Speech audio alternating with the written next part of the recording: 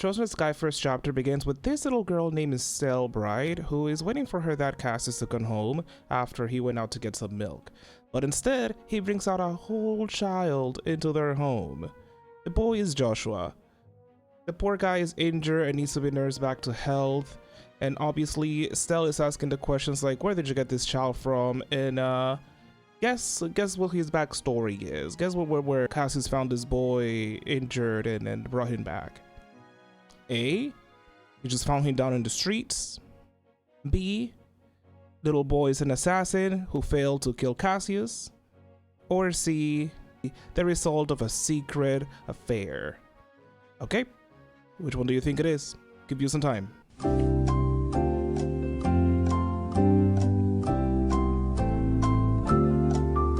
And yeah, we don't get the answer. We will get the answer at the end of this video or at the end of the game. For the whole game, they don't let us know anything about his past until the end. Anyways, we need to nurse him back to health. But before that can happen, Estelle knows her priorities and asserts dominance from the start. Wait, that's not what matters!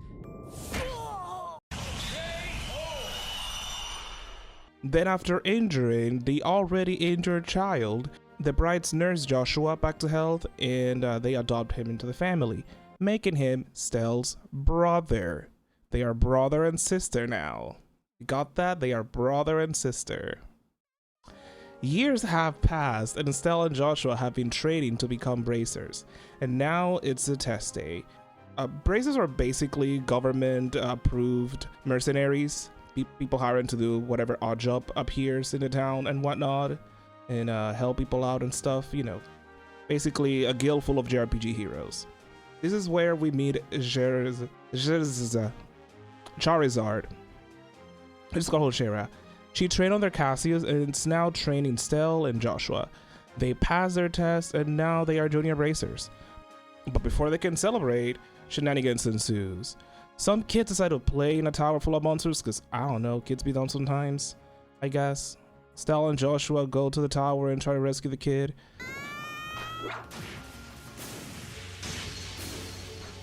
Estelle? It's Joshua! But they had to be bailed out by their dad. Huh? Oh crap!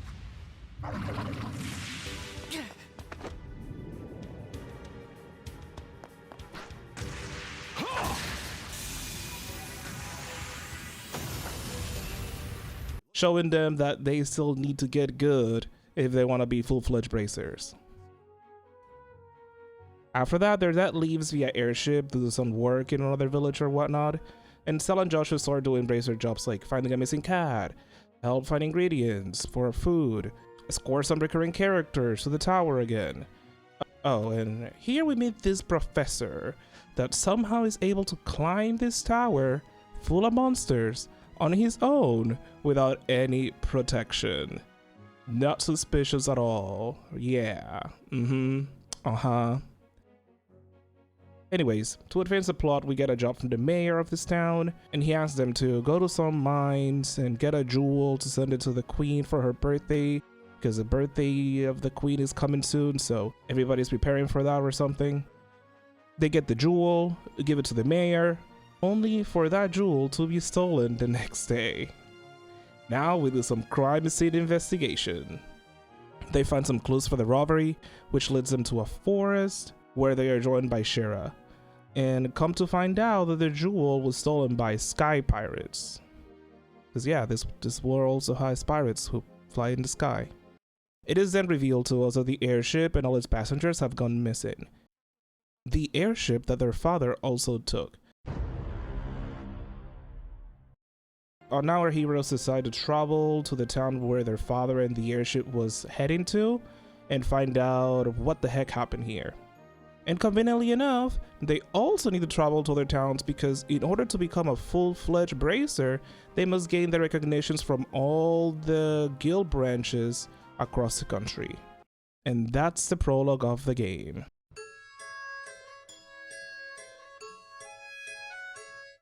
Estelle, Joshua, and Shara travel to the next region, which is Bose.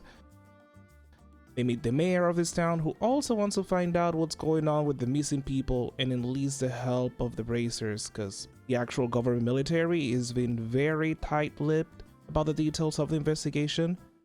So the group goes to the military base and asks questions directly to a general, and we meet him.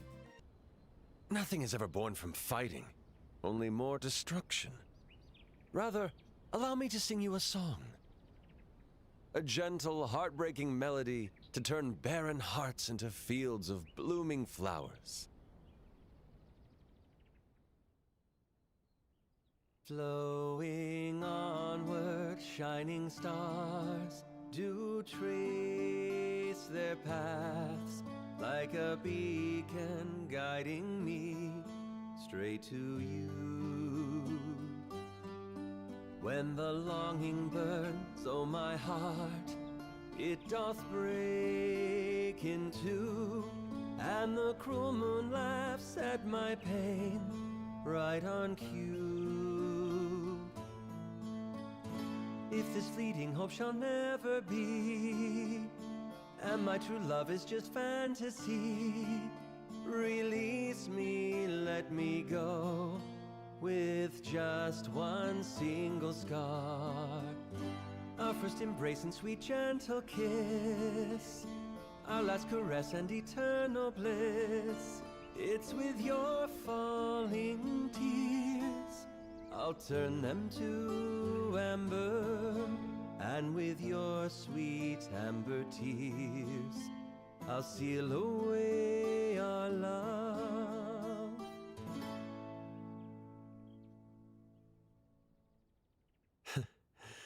It seems you've all come to understand what I was trying to convey. What's most important is amour and pax. That is to say, love and peace.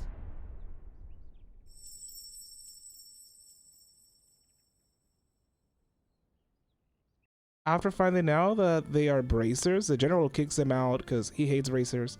Apparently Cassius was this big up and coming military dude back in the day, and the general is salty because after Cassius lost his wife in a war and became a single father, he quit the military to become a Bracer, which would allow him to be closer to his children. After that, Olivier, the traveling bard, joins us, and the gang does some Bracer jobs in town while trying to investigate the disappearance of an entire ship. We get acquainted with the locals and meet some other Bracers. Anyway, this eventually leads them to where the airship is and encounter the Sky Pirates again, but they escape again. And unfortunately, even though they find the ship, the people that were on it still missing. But they get some more clues to continue the investigation. While following their new clue, they meet more recurring characters, this time some people from the military's intelligence division, Colonel Richard and his Lieutenant Almalthea. We will see them again at some point. Now, they go to an inn by a lake where they have some relaxing time and get some character lore.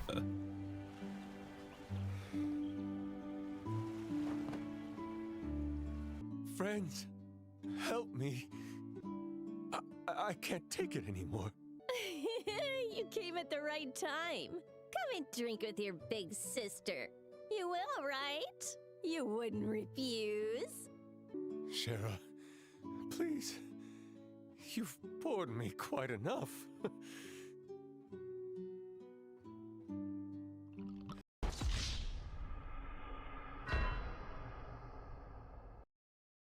During the evening, they proceed to do some stakeout and see a new party who seems to be involved with the mysterious disappearances. After that, they follow the Sky Pirates and stow away in their airship to go to their hideout.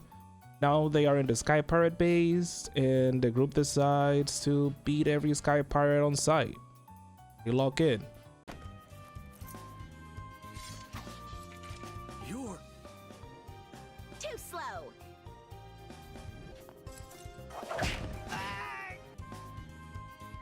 Huh? We're with the Bracer Guild. Take our advice and surrender quietly. I'll whoop the lot of you. Surrender while you can. Or Screw you! Get him! Oh, right, and they also managed to find the missing people. Right, that was why they were there in the first place. Anyways, after they make sure that everyone is safe, they go for the ringleaders of the Sky Pirates, the Capua family, and beats them too. But again, somehow, after winning the fight, they flee, and they give chase to them. They beat again some Sky Pirates because for some reason they think they can win after they got their ass handed to them before, but whatever. They finally make it to the Capua family, but the military comes in and takes the glory and catches them. After these events, Joshua and Estelle get a stamp of approval from the guild branch of this town and learn that their father never boarded the airship. They also receive a letter from their father saying that he's taking care of some business abroad and sends them a mysterious black workman, telling them to take them to some Professor R to examine it. Now they set out to go to the next region, Rouen, to continue their bracer journey and get some more clues about this Professor R. Sadly, Charizard and Olivier leaves again because they got better things to do than babysitting some 16-year-olds while they're journeying across the country.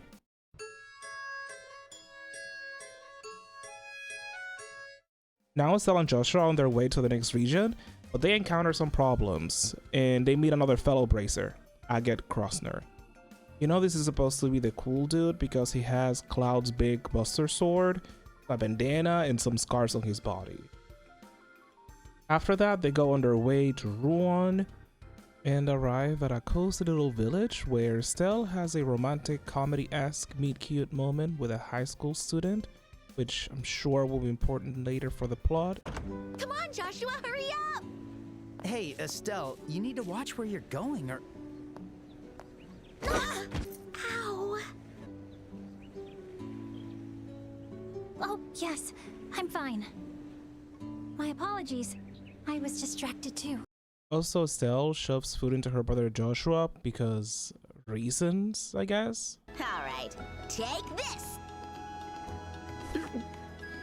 That's sort of normal. I feed my siblings that way too, you know, just shove the food into their mouth, almost choking them. Anyways, they also bump into some kid and realize that their junior bracer badge is missing. They go and pursue the kid and end up in an orphanage, where they meet more characters. Ooh, eagle! What the hell was that?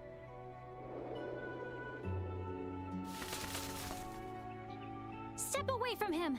Also, this mysterious student is back. She's Chloe, our next party member. After that, we get our junior bracer badge back, and Chloe accompanies Estelle and Joshua to the city of Rouen and gives them a tour of the town, where we start to see some troubles in the form of some delinquents who think they can flirt with the ladies and completely ignore Joshua. And Joshua proceeds to show them why he's the main character. Ditch that wimp and come have some fun with us. Hey! Just who are you calling a wimp? The three of you together wouldn't stand a chance against Joshua. It's fine, Estelle, I'm not offended. So you don't have to be either. But... What the hell, twerp? Think you're cool, huh? You piss me off, brat. A hottie on each arm like that? Looks like we're gonna have to teach him how the real world works. Hey! Please, stop! My apologies if my behavior has annoyed you. But if you dare put a single finger on either of them, I won't let you off easy.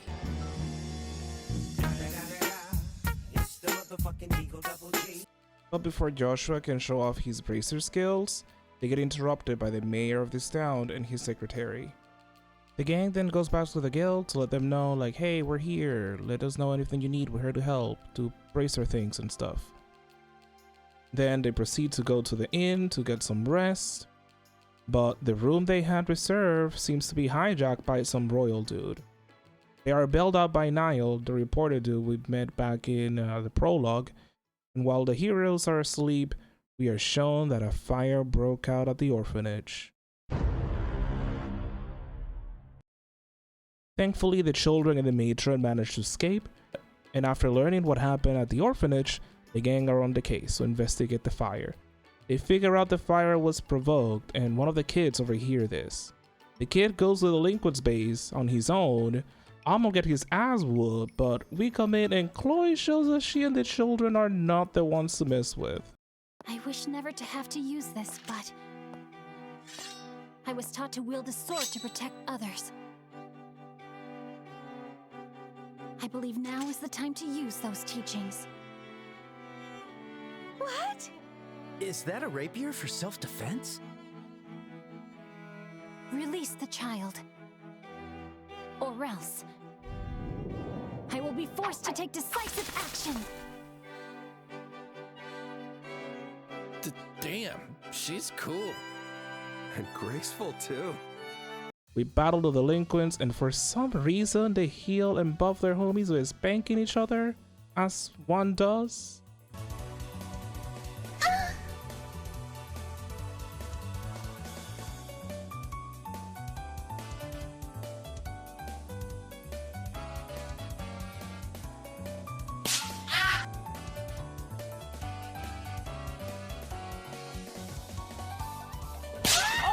After they beat them, they have not learned their lesson, but Agate comes in and one punches their leader. Race. Yes, sir? What the hell are you morons doing? Harassing girls? Beating up kids? You really have time to be loafing around like that? Shut up! You're the one who ran off, so you can't just barge in. Falco punch! So the delinquents were not the culprit, and because things are getting more serious, Agate takes over the orphanage fire investigation. So Chloe goes ahead and enlists the help of Joshua and Stell as bracers to help her with a play that she's doing at her school, because I guess that's also part of a bracer's job description too. They go to the Genius Royal Academy and help out at the school festival and the play where we are introduced to Best Girl.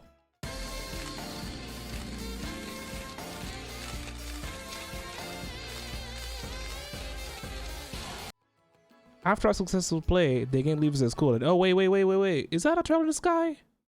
A trail in the sky? You get it? There's a trail up in the sky and the game's called Trails in the Sky. I'll see myself out. Anyway, the gang and Agate get some new leads in the fire, which leads them to a lighthouse. And there we find the mayor's secretary Gilbert, and we learn that it was the mayor who hired some mercenaries to burn down the orphanage in order to get the matron to sell the land so he could build a villa. Because apparently an orphanage devalues the area. An orphanage with poor people, children without parents, oh no, they devalue this place. Evil rich people, I guess. The mercenaries manage to escape and Agate gives them chase.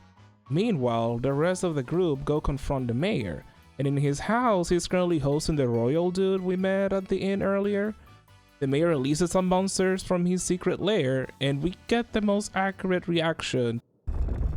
Fango! Bronco! Come on out! It's feeding time!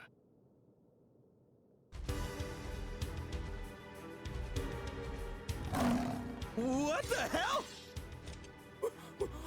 Monsters!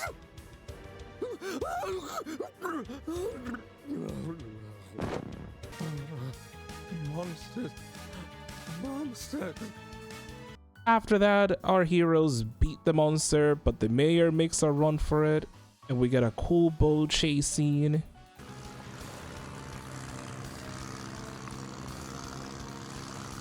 All right, we're getting closer. Our boat is smaller, and it appears lighter as well. Persistent pests!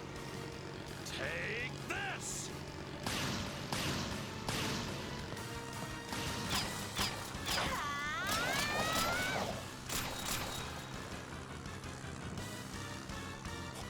What?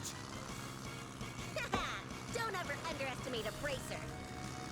Imagine deflecting bullets with a staff. I guess that's also part of bracer training. We then meet some new characters, Lieutenant Schwartz from the Royal Guard, who swoops in to save the day.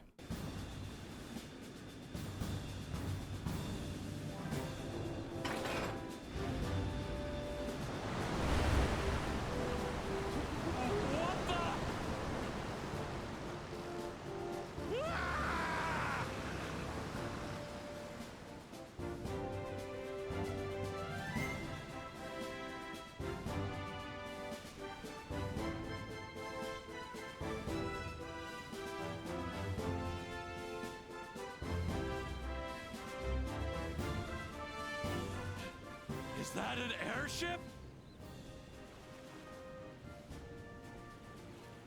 Is it the Royal Army's? No, that emblem is. The Royal Guard's high-speed cruiser, Arce. The one and only. Phew. Looks like we made it in time. That white and blue uniform. The Queen's Royal Guard? Precisely. I am Julia Schwartz, commander of this unit. Morris Dalmore, mayor of Rouen. You are under arrest on charges of arson, robbery, embezzlement, and numerous other crimes. Oh, this can't be real. It must be a nightmare.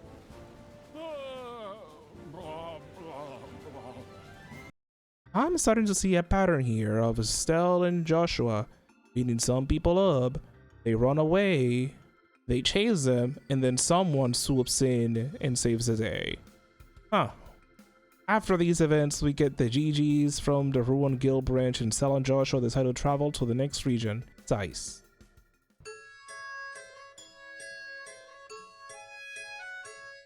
Chloe accompanies them to the exit of Rouen and leaves the party. Another part that I noticed, everyone leaves Estelle and Joshua. Anyway, they make their way to a new region and end up in a tunnel where we meet this adorable little girl. She has a bazooka? And fire! If you get any closer, I'll shoot you. I mean it. I'm serious. What is a child doing with a cannon? Anyway, this is Tita, who accompanies them to Zeiss and introduces the gang to the de facto leader of Zeiss, the head of the Orbital Factory, basically the place where they make most of the technological stuff in this game. The gang does the usual thing to visit the guild branch, and then Tita introduces us to her grandfather, Professor Russell, which, if it wasn't obvious, must be the Professor R that Cassius asked them to take the Black Orpiment to examine. So they proceed to examine the Black Orpiment, and while doing that, that causes a blackout in the entire city. What's going on? Joshua, isn't this? Yeah, it's that black light. What?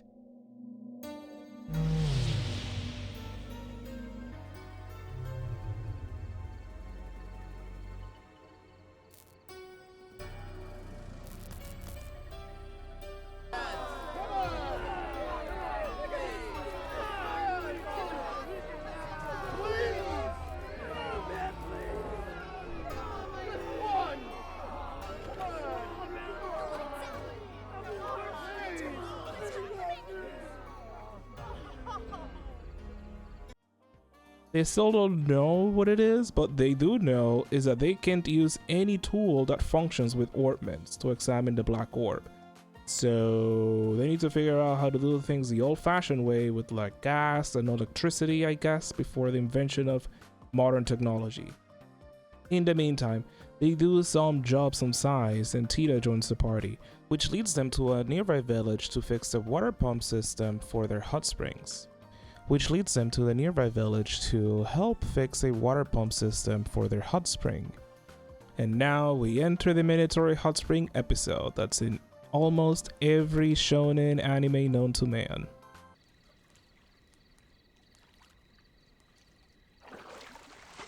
Ah, this is so good. The indoor bath was good and all, but this one is just on another level. It's so big and spacious, and I can stretch out my entire body and... Just so you know, you're not allowed to swim here, okay? Oh, please, I won't swim. Wait, what?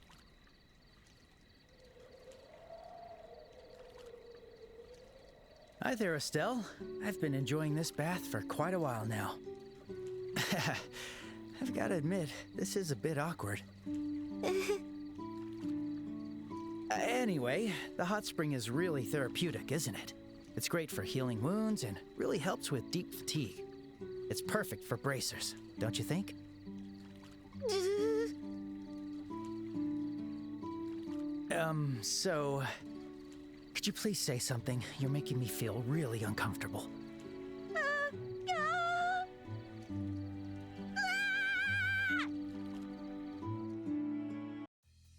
After that, we ran into Dorothy, the photographer, and also another bracer, Zin. Anyways, the gang makes it back to Size and see some smoke coming from the factory. They make sure everyone is safe, but some things were stolen from the factory, including the Black Quartman and Professor Russell, who has been kidnapped. Aga joins the crew, and with Stella and Joshua, they get some clues, which leads them to a tower in this region. Which, oh yeah, if I haven't mentioned it before, there's like a tower in every region, but each one has a different color. We don't find out why until the next game. And also, we meet the professor from the first tower going into these other towers as well because he's an archaeologist doing some research or whatnot. That is his excuse. Anyways, at the top of the tower, we find some mercenaries who took the professor are Russell, not the archaeologist one, but the one who looks like Einstein. And as they are about to make their escape, Peter comes in and goes ballistic, like literally. Now! No! No! What the hell? A kid? Give me back my grandpa! If you don't, I'll do this!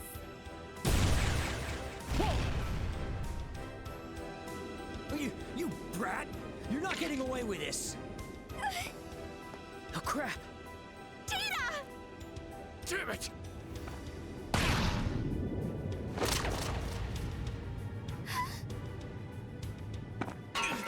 Agate! Are you okay? Hey! What kind of idiot shoots a kid? My bad. I thought she was gonna destroy the airship. Again, who thought it was a good idea to give a firearm to a child? And obviously things backfire. The mercenaries run away, as usual, and Agate throws hands.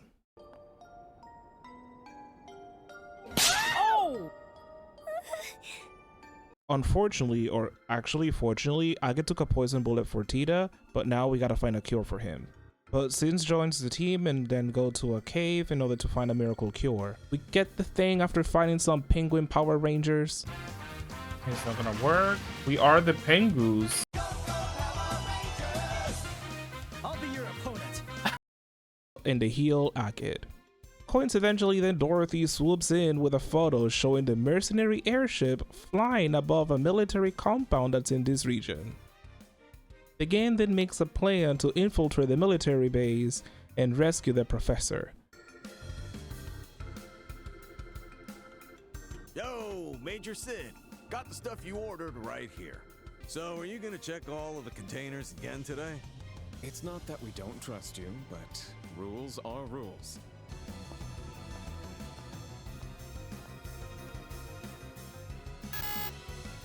The sensor detected something.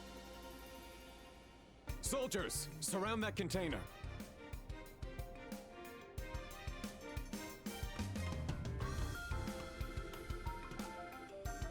All right, open it. What the?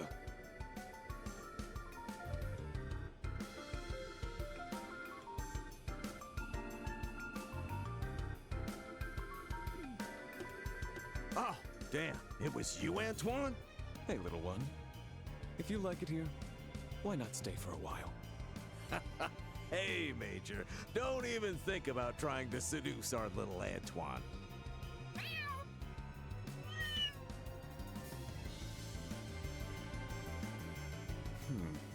The pain of rejection.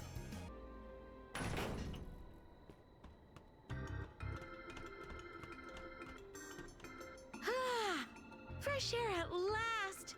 And yeah, they find him there, but it's also revealed that, well, the military seems to be in cahoots with some of the stuff that's been going on.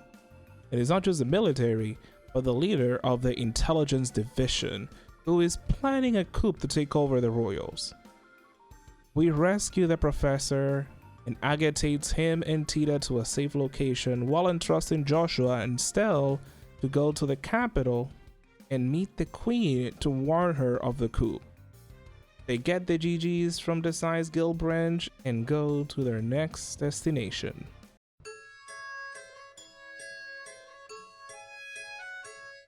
Stella and Joshua make their way to the royal capital, and just going there, we see some military people being somewhat on high alert, in part due to the celebration of the Queen's birthday, and also due to rumors of some rebels. They arrive at the royal capital and go to the guild, see a bit of the town. They also try to get to the castle, but get denied because what makes them think that you can just go into the castle of a country's ruler and get an audience with a ruler when you're just, in their eyes, just some junior bracers. Anyway, they need a way to get to the queen. But in the meantime, a tournament is happening, so tournament arc, here we go. Belle is excited and goes to the exhibition match where they explain the tournament is fought in groups of 4, and then we see Zin. On his own, he doesn't need anyone to beat some thugs, he solos a competition. And in the Crimson Corner, hailing from the Calvard Republic, a one-man team, the martial artist Zin! All right. Zin is participating alone this round, since he was unable to form a full team. Despite the significant disadvantage, he insisted on competing, and so, the match will proceed as planned. Ready, set, begin! There! Arrow blast!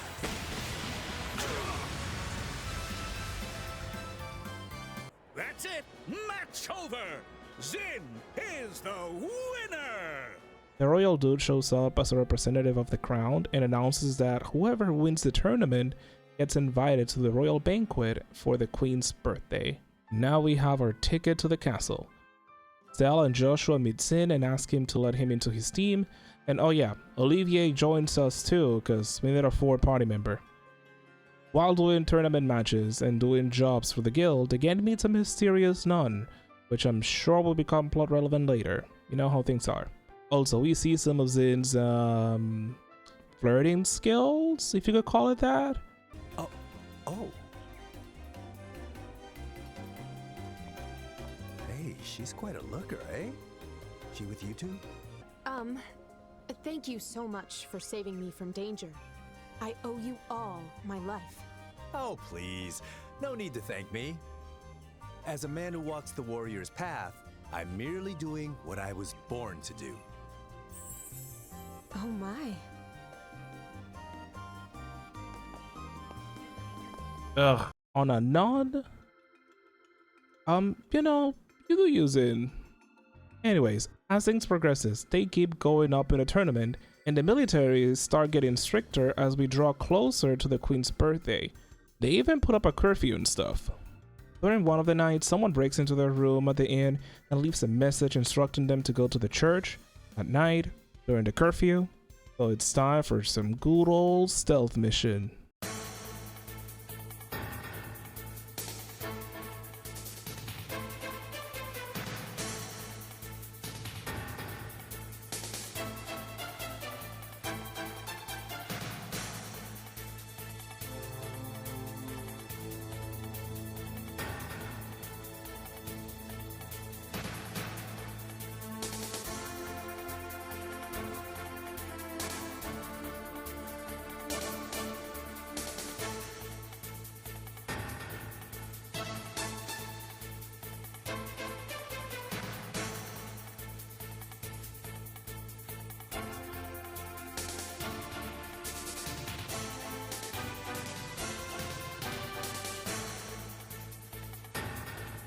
Once they make it to the church, we see the mysterious nun, who reveals himself to be Lieutenant Schwartz of the Royal Guard, who has been chased out and branded a traitor, when in reality the coup has reached the palace, and because she was loyal to the queen, she and her fellow Royal Guards were used as a scapegoat and branded rebels.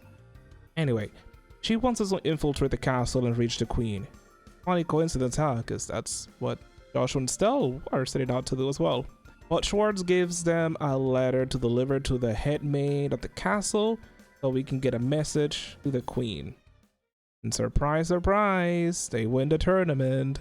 and are invited to the royal banquet. Oh, but Oliver can make it because reasons they're saving for the sequel. Anyway, it seems that every single important mayor figure in the country is here. Like literally the mayors we've met for each region is gathered for the banquet. Sadly, the queen didn't make it because apparently she is sick, so we have the royal dude instead. Later they meet with the head maid who wants to help Stell and Joshua meet the queen and come up with an interesting strategy to make it happen. They bring back Best Girl.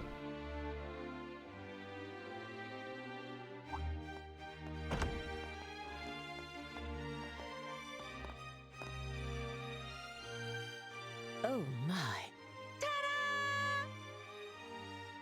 Ta-da! How do I look? It suits you perfectly. You are the picture of a lively, cheerful maid in training, newly hired to work at the castle.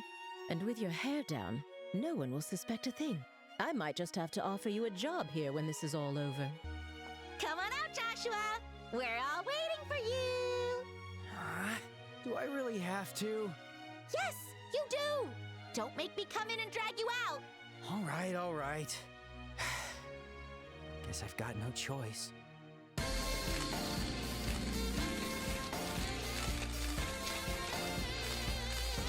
Stell and Joshua with the head maid go to the queen's room and deliver the message. The queen knows about the coup, but unfortunately can't do much because Rachel and Amalthea from the intelligence division have kidnapped the queen's granddaughter and potential heir to the throne. Not only that, but they also kidnapped the children and grandchildren of some of the key military figures, which they use to blackmail them and do the coup. Next day, Joshua and Stell explain what they learned to the guild, and they have an Avengers Assemble moment. And all the bracers they met on their journey join them in a mission to save the princess and the other kidnappees. Then Schwartz and the other members from the Royal Guard also help out, and they infiltrate the royal villa. They rescue the people, but it's not so easy. As we have observed, something bad happens and Stella and Joshua need to get bailed out. Princess! Brienne? Why is this little girl here? Do not mistake this as some empty threat. We of the intelligence division will do whatever it takes to achieve our goals. Trash. Man, you're rotten to the core. The patrol unit from Kirsch Avenue should be returning soon. We'll capture all of you, the Royal Guard and bracers, in one fell swoop. I wouldn't put faith in that. We took care of them on our way here.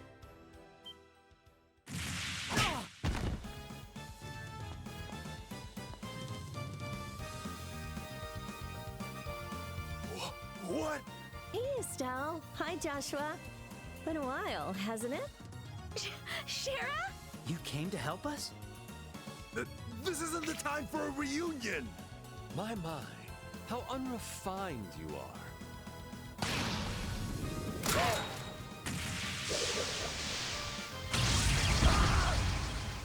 That one's on the house. Quite a grand entrance for the main character, wouldn't you say? This time is Charizard and Olivier. Then we meet the princess who we just rescued, and we learn that it's none other than Chloe, who we see here in a fancy dress, tiara, and hair extensions of it all. And in a full circle moment, just like the queen asked them to rescue the princess asked the guild to rescue the queen. And so they storm the castle. The boys and the girls divide. The boys go through the sewers and the girls go through the air. Stale, Shara, and Chloe are greeted by Amalthea and they kick her ass. Estelle Bright? And Princess Claudia? We meet again, Captain Amalthea. We'll have you free my grandmother. Don't you dare underestimate me!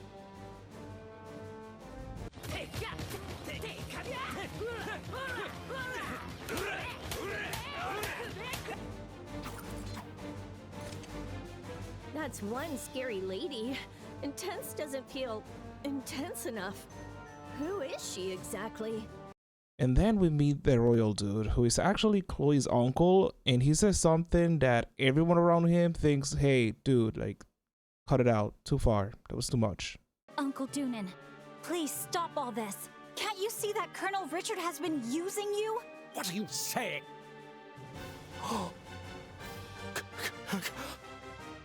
Claudia? How dare you deceive me? This is exactly why women are not to be trusted. They're sneaky, petty, and make a fuss over every little thing. I'll never hand the crown over to such a worthless little creature.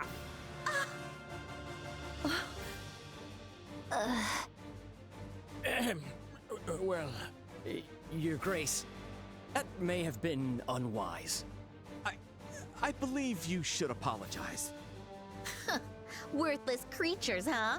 I'm actually a little impressed, making such a bold statement in this day and age.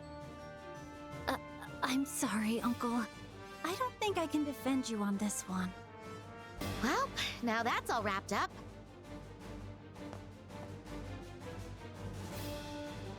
Next up, the Duke? Would you like to taste the sting of a whip wielded by a woman? Stay back! Stay away! Maybe that's enough. In that case, I'll just have to use Her Majesty as a shield. Here goes nothing. Anyway, they get to the queen and we are greeted by this mysterious mercenary who we know it's important because he has white hair, and they frame this as a big reveal that they finally show his identity, but we don't know him. We haven't seen his face before in the game. I mean, we've seen him, but it's always masked. So I guess we'll learn more about him on the next game because, yeah, as you would guess, he also flees. Anyway, the queen is saved and the gang gets together, including Agate, Tita, and Professor Russell, and we finally learn what Richard's objective is. Oh, deep beneath the castle, there's some ruins which is said to hold some sealed powerful weapon, and in order to undo the seal, they needed the Black Workman because it can shut down orbital technology, as we saw when it caused a citywide blackout. And he wants to use that Orbman to undo that seal and get that powerful weapon to protect the country, because the queen is old, the royal dude is a puppet, and the other heir is a teenage girl, so he thinks that he needs to take matter in his hands to put fear into the neighboring nations. The crew goes down to the final dungeon, and we beat Amalthea again, then go to beat Colonel Richard. Give some monologue about how he felt abandoned and hopeless after Cassius left the military because Cassius ended the last war, and without him, he's like, oh, if a war happens, we don't have him anymore to end it and whatnot. And without him, who can end wars or something? Which, my guy, I get that Cassius is strong, but if your entire nation's sovereignty hangs in one single person, you got bigger problems. Anyway, Stell calls out his BS. They beat him, but he manages to conceal the weapon anyways.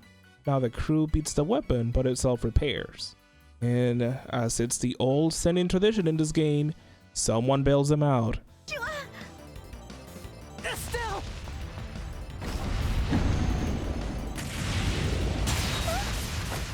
No! Colonel? I'll handle this. Get out of here, now! What? You all just fought this thing. But I'm back on my feet now. And I can buy you some time.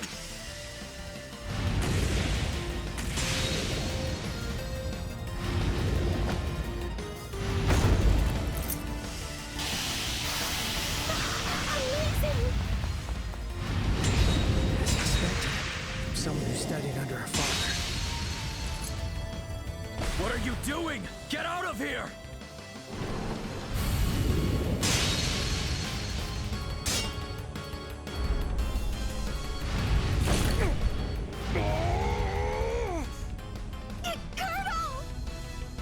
What should we do? Just go! The moment I lost to you, my fate was sealed. No! So, don't concern yourselves with me. My plan may have ended in failure. But if I can save you, then I'll have no regrets. Unbelievable. If you don't give up, a path to victory will always appear. Didn't I teach you that?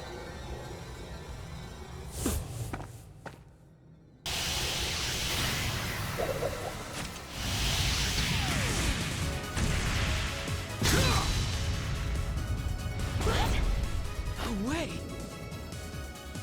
Now, finish him!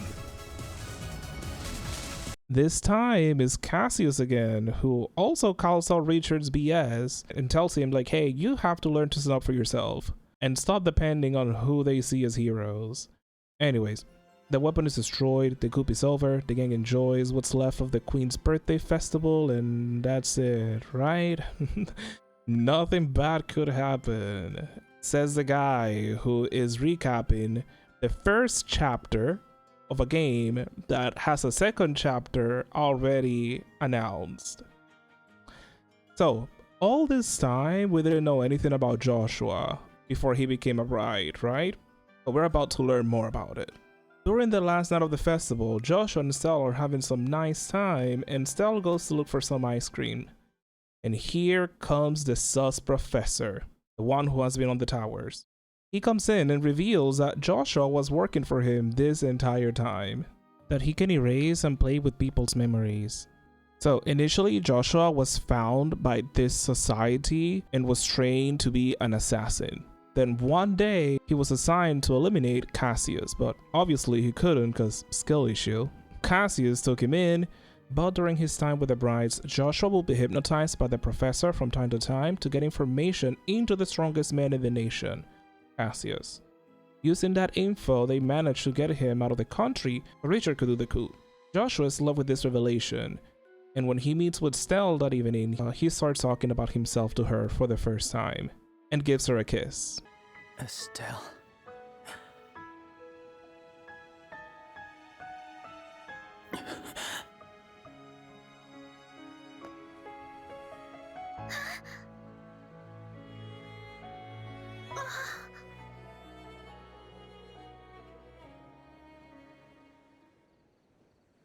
Joshua.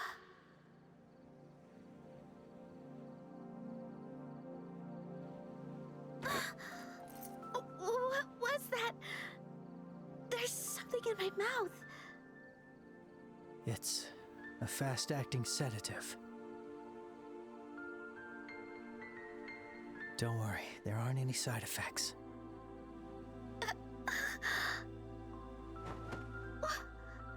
Why? Why would you do this? My dear Estelle, you always shine so brightly. I was always happy with you. Yet at the same time, it was so very painful. Like how a bright light casts a dark shadow. The closer I got to you,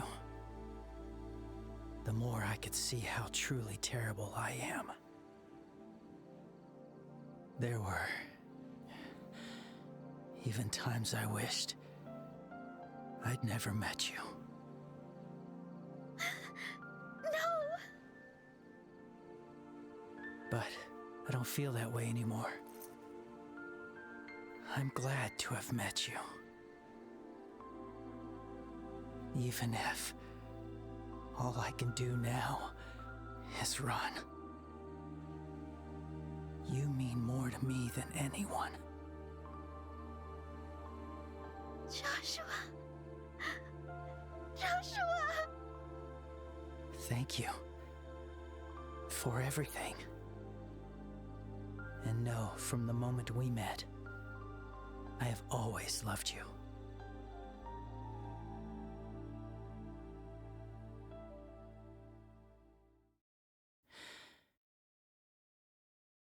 Goodbye, Estelle. And now we have to wait for the next game to find out what happens next. Thank you so much for watching and listening to my maybe not so accurate, might be poorly told recap of Tales in the Sky first chapter. And if you enjoy this type of video, hey, there's the like button and the subscribe button you can click over there, you know. I would really appreciate that.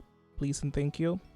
Also, feel free to let me know what I missed, how accurate I was, how inaccurate I was, and what other games would you like to see me do this type of video for. Anyways, until next time, bye!